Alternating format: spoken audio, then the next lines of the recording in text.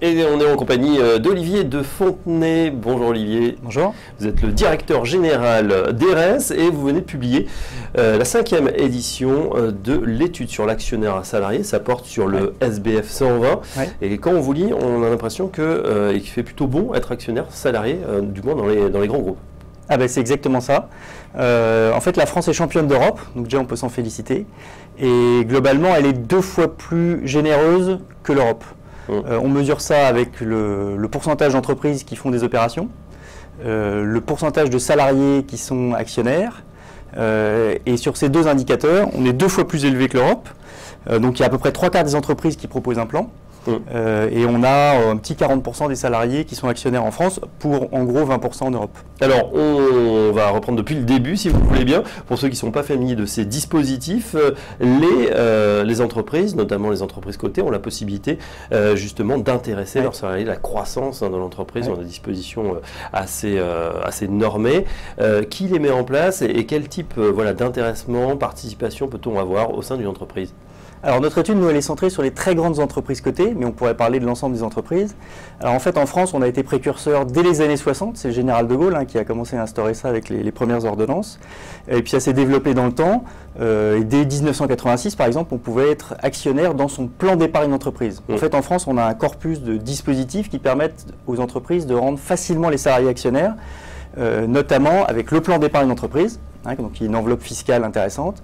Et puis un autre véhicule qui est très important, qui est le FCPE, le Fonds commun de placement, comme les autres fonds communs de placement, mais d'entreprise. Et en fait, il permet d'acheter dans ce fonds seulement l'action de l'entreprise. Et ce véhicule devient, on va dire, le véhicule favori de l'investissement salarié en France pour devenir actionnaire. Finalement, on achète les actions de sa propre société. Exactement. On est intéressé à la réussite puisque plus l'entreprise va croître, plus le cours va augmenter. Exactement. Et donc, on va bénéficier des dividendes. Donc on va être un actionnaire comme les autres. Mais en plus, on a 2 incitations. On a ce qu'on appelle la décote, c'est-à-dire qu'on peut acheter l'action moins cher que ce qu'elle vaut sur le marché. La décote, c'est quoi, 10, 15, 20%? Alors, le maximum, c'est 20%, sauf si on s'engage à les garder 10 ans, et dans ce cas-là, c'est 30%. Mais en gros, en moyenne, c'est 17-18% chaque année. En tout cas dans les très grandes entreprises. Et puis on a un deuxième incitatif qui est l'abondement. L'abondement, c'est ce que rajoute l'entreprise. Donc par exemple, un salarié met 100, l'entreprise va rajouter jusqu'à 300 en plus de ce qu'a mis le salarié. Et grâce à ces 2 mécanismes supplémentaires, on va voir que les salariés sont très gagnants grâce aux opérations d'actionnariat salarié. Alors justement, vous avez fait un petit calcul entre 2006 et 2011 sur ces opérations. Est-ce qu'on a plutôt été gagnant? Allez, c'est pas 100%, mais presque. Alors presque quand on met un abondement. Si on regarde un actionnaire moyen, c'est-à-dire qu'il achète l'action au prix qu'elle vaut sur le marché, et puis il va bénéficier des dividendes et de la revalorisation de l'action. Sur toutes les opérations qu'on a regardées, donc il y a 149 opérations, juste avec ça, il aurait été gagnant dans 68% des cas. Si on rajoute la décote, c'est-à-dire qu'il peut acheter l'action moins cher que ce qu'elle vaut. Donc moins 15, moins 20%. Donc ouais, en gros, moins 15, moins 20, on monte à 78%. Donc dans 78% des cas, le salarié a été gagnant. Si on rajoute l'abondement, c'est le fait que l'entreprise rajoute de l'argent, les salariés ont été gagnants dans 95% des cas. Et on a pris un abondement moyen de 100%, qui est ce qu'on constate dans le SBF 120 en moyenne. Il y a un autre effet, Olivier de Fontenay, c'est qu'on voit que les salariés justement de ces entreprises développent une plus forte culture d'entreprise justement, d'actionnariat salarié. Du coup, les taux de licenciement, le taux de départ volontaire sont plus faibles, ainsi que le taux d'embauche. Ça veut dire qu'il y a moins de turnover. Exactement. En fait, on a voulu objectiver un débat qui a lieu depuis longtemps pour savoir si l'actionnariat salarié avait un vrai impact sur les ressources humaines. Alors, on ne prétend pas que c'est évidemment le seul élément qui a de l'impact sur les ressources humaines, ça serait abusif de dire ça. Mais ce qu'on a constaté, c'est que sur 3 indicateurs, le taux d'embauche, le taux de licenciement et le taux de départ volontaire, il y avait un impact. Et comment on a fait pour mesurer ça? On a regardé en gros le premier quartile, c'est les entreprises qui ont une culture d'actionnariat salarié très développée. Et puis on a regardé le dernier quartile, c'est-à-dire celles qui ont l'actionnariat salarié le moins développé. Et entre les deux, on voit qu'il y a des gros écarts, notamment sur l'indicateur qui nous paraît le plus pertinent, qui est le taux de départ volontaire, puisque ça dépend vraiment de la décision du salarié uniquement et pas d'événements extérieurs ou moins d'événements extérieurs.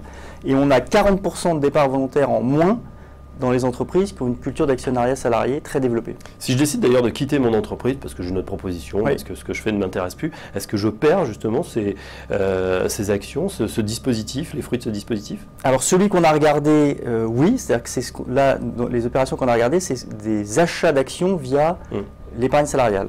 Si vous êtes avec des actions gratuites ou des stock options, là, si vous partez trop tôt, vous perdez ce droit, parce qu'en fait, vous n'êtes pas tout de suite propriétaire des actions. Dans les opérations qu'on a regardées, on achète tout de suite les actions, et donc si on part 6 mois après... On garde son plan d'épargne d'entreprise. Exactement. Dans certains cas, on est obligé de vendre, mais on a quand même bénéficié des avantages de la décote et de l'abondement qui avait été accordé dès le début. C'est un dispositif qui fonctionne bien. Vous avez noté un record historique du nombre d'opérations d'actionnariat salarié, en tout cas au sein des sociétés cotées du SBF 120. Tout à fait. Depuis qu'on a commencé l'étude, on n'a jamais vu autant d'opérations. Donc ça, c'est un bon signe. C'est généralement un signe de bonne santé des entreprises, parce que c'est des opérations qui coûtent cher, puisqu'il faut financer l'opération, le donc déploiement. Il faut émettre des actions finalement. Alors oui, il y a un aspect dilutif. Donc ça, pour l'actionnaire, c'est un coût. Et puis pour l'entreprise, qui sont tous en IFRS dans le SBF 120, il y a un coût comptable. C'est-à-dire que cet avantage qu'on octroie aux salariés, il a un coût comptable. Donc si les entreprises ne vont pas bien, généralement, elles ne le font pas. Et puis deuxième aspect, c'est que les marchés boursiers, quand ils sont favorables, les entreprises sont plutôt enclines à mettre en place l'actionnariat salarié, ou en tout cas à lancer un plan, alors que sinon, elles sont un peu réticentes. Vous disiez en préambule qu'on était 2 fois meilleur par rapport, si on se compare à nos voisins d'Europe, parce que c'est une spécificité française. Oui, c'est vraiment une spécificité française. C'est-à-dire quand on regarde, donc on est 2 fois plus haut que la moyenne, mais on est vraiment le seul à être aussi développé, à la fois en pourcentage d'entreprises, en part du capital détenu. C'est 4% du capital des entreprises françaises qui sont détenues par les salariés, contre 1,6 en Europe. Et il n'y a pas d'autre pays où c'est aussi élevé que nous. Donc on peut vraiment se féliciter de cette belle victoire française. Alors on peut spécifier d'autant plus votre société, RS, qui est spécialiste de ces dispositifs. Il y a quand même une contradiction, je trouve. On parle beaucoup de finance et de bourse. On sait que les actionnaires particuliers ont diminué depuis 10 ans comme peau de chagrin, alors que finalement on reste investisseur, on reste actionnaire. On a des actions, mais à travers son entreprise finalement, en France. Exactement. Je pense qu'il y a aujourd'hui plus de salariés actionnaires que d'actionnaires individuels qui ne sont pas salariés. Alors c'est grâce aux incitatifs qu'on a vus, la décote et l'abondement, qui réduisent énormément le risque pris par l'investisseur. Mais comme on n'a pas du tout de culture d'actionnariat en France, d'actionnariat individuel, c'est vrai que dans les entreprises, il y a un gros travail de pédagogie qui est fait à l'occasion de ces opérations. Et on réexplique l'intérêt de l'investissement à long terme. Alors là, il y a un risque lié au fait qu'on investit dans une seule action, ce qui n'est vraiment pas un bon conseil pour un investisseur. Il vaut mieux diversifier ses placements. Mais on va dire que c'est compensé par les avantages qu'octroie l'entreprise, décote, abondement. Une dernière question concernant justement, là on a beaucoup parlé du côté, ce sont des mécanismes qui peuvent s'appliquer au non-côté. Voilà, si j'ai mon entreprise avec une ETI, tiens justement, mais pas encore côté, est-ce que je peux développer un plan d'épargne ou un FCPE? Tout à fait. Alors RS accompagne beaucoup d'ETI justement, non cotés. C'est beaucoup plus compliqué pour elles parce que le titre n'est pas liquide, donc il n'y a pas d'acheteur et de vendeur sur un marché. Donc il y a tout un sujet à traiter sur la valorisation, la liquidité, mais c'est tout à fait possible. Il n'y a que quelques pourcents d'entreprises en France qui aujourd'hui font de l'actionnariat salarié dans le non-coté.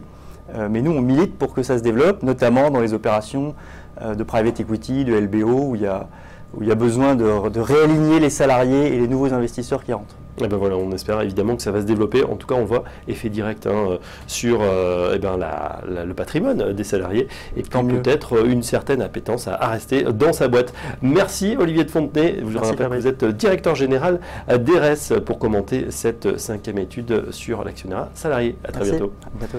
Dans un instant, la suite du programme sur Téléfinance.